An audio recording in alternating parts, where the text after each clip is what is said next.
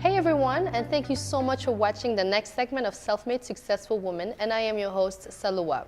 Self-Made Successful Woman is a platform where inspirational women shares with us their personal journeys, the challenge they have faced, and most importantly, what success means to them.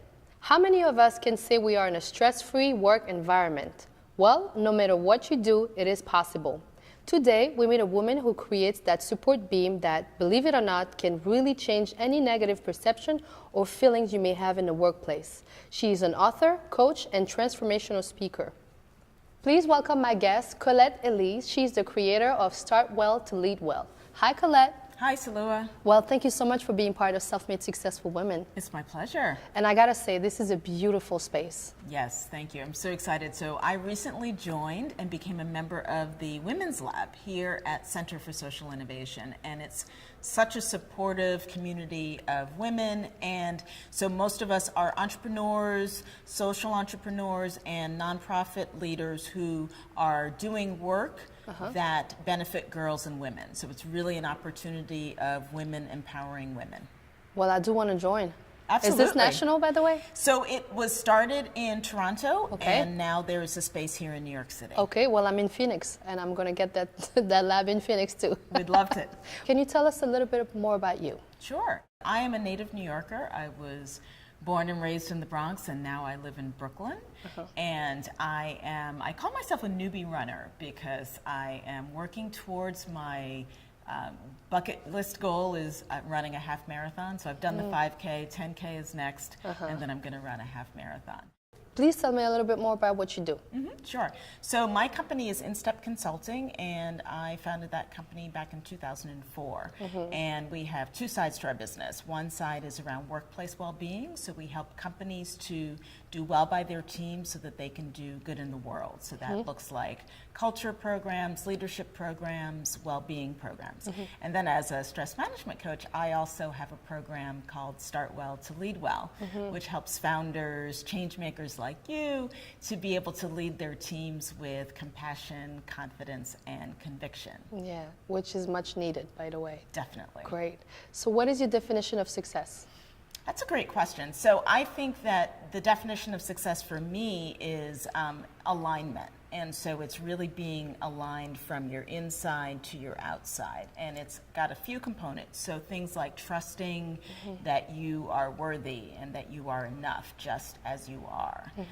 Having a confidence and a certainty about what it is that you do and what you're called to do, right? So I think it's that sense of being connected. So it's obviously, you know, when you're successful and you do great work in the world, you're going to get that external admiration or that external, you know, recognition. But sometimes you don't. So you really need that inner strength and stamina and confidence to stand strong when you're maybe in like the quieter moments, or you're doing your what, you know, it's been called your lonely work, or your work on yourself.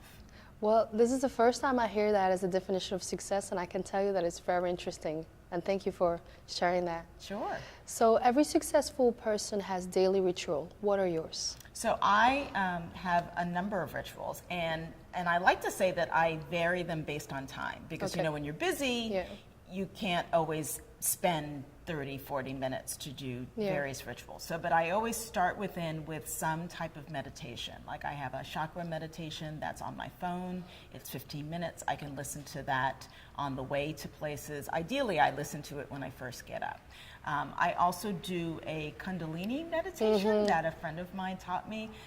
It's a Waheguru meditation, and the way she taught it to me was to sit cross-legged and actually raise my hands over my head as I'm saying Waheguru, Waheguru, Waheguru. And that works for you? Wahegeo. And it's interesting, so the goal is to get up to 22 minutes, and I'm at 15 minutes now. Wow. And it totally changes my energy when I get to the end. I just feel so much more refreshed and grounded. What was your biggest challenge, and how did you overcome it? So I started my company, like I said, 2004, early 2000s, and I got my stress management certification in 2006.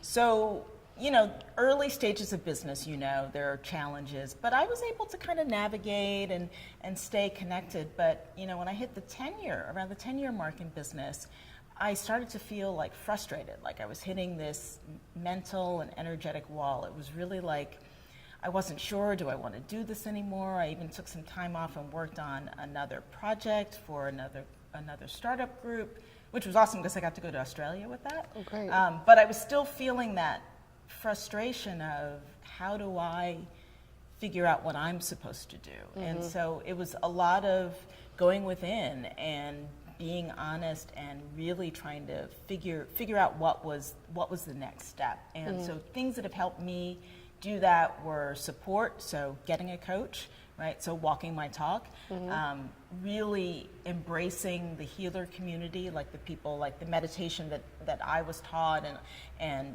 essential oils and all these things that I'm bringing in are based on people that I've connected with. So community has been important.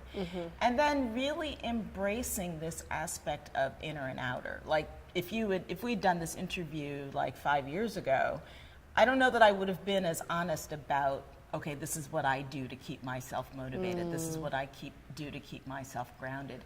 And realizing that managing this inner and outer energy is really important. And so that's how I have been able to overcome, and I'm still on the journey, right? Because like we said, I think success, it's an ongoing conversation. So I can't be like, oop, I'm done, okay, all right, move on, right? So it's this process of being able to do these things on a regular basis, constantly starting within, and that's how I created, the Start Well to Leadwell program, and really infusing those messages into my work.